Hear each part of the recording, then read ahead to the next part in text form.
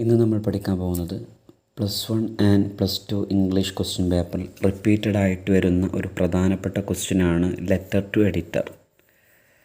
അതായത് letter to editor എന്ന് പറഞ്ഞു കഴിഞ്ഞാൽ നമ്മൾ എന്ത് ചെയ്യാം, പത്രത്തിൻ്റെ എഡിറ്ററിലേക്ക് ഒരു ലെറ്റർ എഴുതുക എന്നുള്ളതാണ്. സാധാരണ 6 മാർക്കിൻ്റെ ക്വസ്റ്റ്യനായിട്ടാണ് ഈ ഒരു ക്വസ്റ്റ്യൻ വരാറുള്ളത്.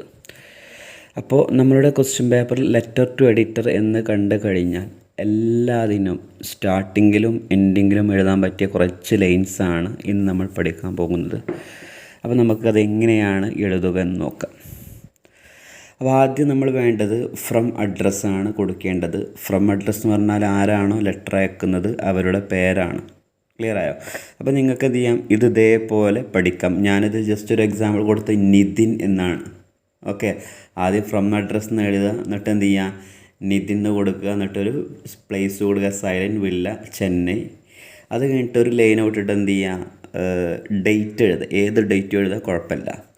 പിന്നെ ടു അഡ്രസ്സും ഒരു ചേഞ്ചസും വേണ്ട, ടൂന്ന് എഴുതുക, നേരെ താഴെ the editor, the Hindu, Delhi. അപ്പോൾ ഫ്രം അഡ്രസ്സും ഡേറ്റും അതേപോലെ തന്നെ ടു അഡ്രസ്സും ഒരു ചേഞ്ചസും വേണ്ട, നിങ്ങൾ ഇതേപോലെ കാണാതെ പഠിക്കുക കേട്ടോ. പിന്നെ അത് കഴിഞ്ഞിട്ട് നെക്സ്റ്റ് ലൈനിൽ സർ അല്ലെങ്കിൽ റെസ്പെക്റ്റഡ് സർ അതൊക്കെ എഴുതാം. പിന്നെ അതിനുശേഷം സബ്ജക്റ്റ്, ഇവിടെയാണ് നമ്മൾ ശ്രദ്ധിക്കേണ്ടത്. സബ്ജക്റ്റ് ഞാനവിടെ ഫില്ല് ചെയ്ത് വിട്ടില്ല, നിങ്ങൾ ഫില്ല് ചെയ്യണം. സബ്ജക്റ്റ് എന്ന് എഴുതിയിട്ട് നമ്മുടെ ക്വസ്റ്റ്യൻ പേപ്പറിലുണ്ടാവും എന്താണ്, ഏത് സബ്ജക്റ്റുമായിട്ടാണ് ലെറ്റർ എഴുതേണ്ടത് എന്നുള്ളത് നമ്മുടെ ക്വസ്റ്റ്യൻ പേപ്പറിലുണ്ടാവും. അപ്പോൾ ആ സബ്ജക്റ്റ് ഫില്ല് ചെയ്യണം. ഓക്കെ, സബ്ജക്റ്റ് ഫില്ല് ചെയ്തിട്ടതിന് ശേഷമാണ് അടുത്ത ലൈനിലേക്ക് പോവേണ്ടത് കേട്ടോ. ഞാനിവിടെ ഫില്ല് ചെയ്തിട്ടില്ല. അപ്പോൾ നമ്മൾ സ്റ്റാർട്ട് ചെയ്യാണ്, അതിൻ്റെ സ്റ്റാർട്ടിംഗ് ആണ്.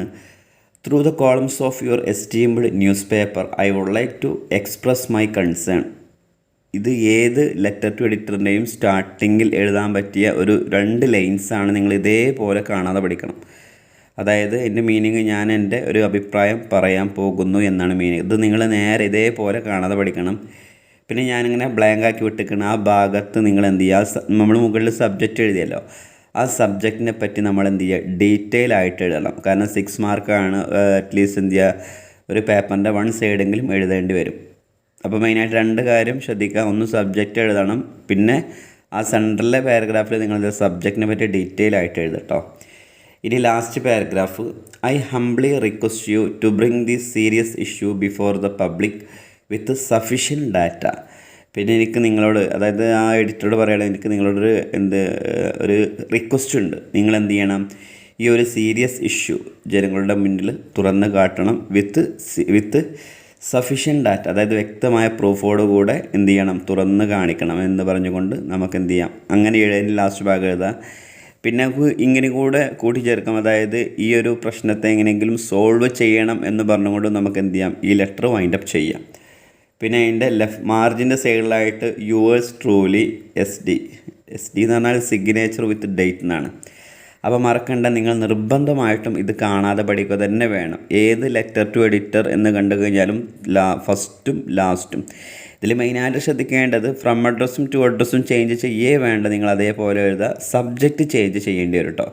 പിന്നെ നമ്മൾ ലെറ്റർ സ്റ്റാർട്ട് ചെയ്ത് കഴിഞ്ഞാൽ സെൻറ്ററിലും ഞാനിങ്ങനെ ലൈന് ബ്ലാങ്ക് ആക്കി വിട്ടിട്ടുണ്ട്. ആ ഭാഗത്ത് നിങ്ങൾ എന്ത് ചെയ്യുക, ആ സബ്ജക്റ്റിനെ പറ്റി ഡീറ്റെയിൽ ആയിട്ട് എഴുതേണ്ടി വരും. ഡീറ്റെയിൽ ആയിട്ട് എഴുതി കഴിഞ്ഞാലാണ് നമുക്ക് എന്താവുള്ളൂ, മാർക്ക് ലഭിക്കുള്ളൂ. ക്ലിയർ ആയോ? അപ്പോൾ വെരി സിമ്പിളാണ്. 6 മാർക്ക് ഇത് മാത്രം എഴുതി വെക്കരുത് കേട്ടോ. ഞാൻ പറഞ്ഞത് മാത്രം എഴുതി വെച്ചാൽ മാർക്കൊന്നും കിട്ടില്ല. നിങ്ങൾ എന്ത് ചെയ്യാം, ഇനി നിങ്ങൾക്കൊന്നും അറിഞ്ഞിട്ടില്ലെങ്കിൽ ആ ബ്ലാങ്ക് ആവാത്ത ക്വസ്റ്റ്യൻസ് എങ്കിലും നിങ്ങൾ എന്ത് ചെയ്യണം, എഴുതി വെക്കണം.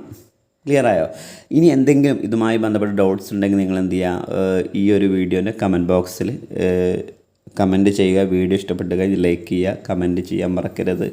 നിങ്ങളെ ഫ്രണ്ട്സിലേക്കൊക്കെ ഷെയർ ചെയ്യുക. Anyway, thank you for watching my